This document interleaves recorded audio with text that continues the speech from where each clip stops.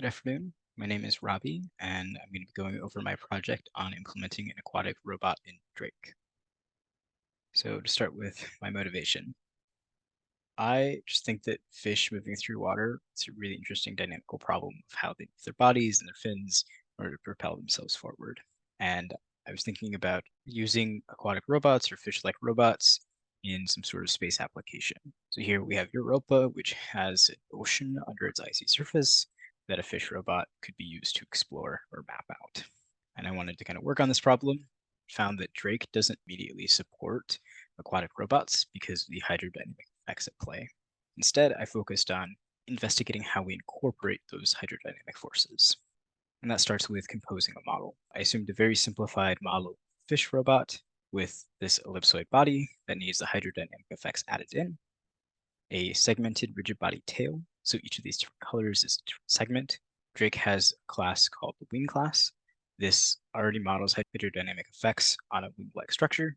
So we use that to model the tail, and segments were connected by torsional springs.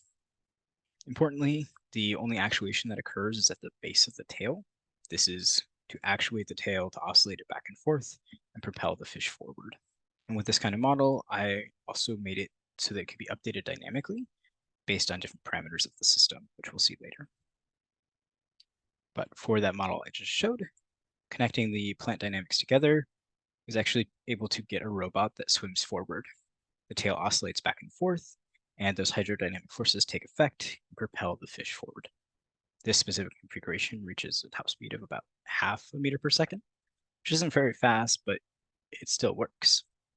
Until it doesn't. After about 55 seconds of simulating forward, the robot suddenly just turns around a different axis than it's supposed to.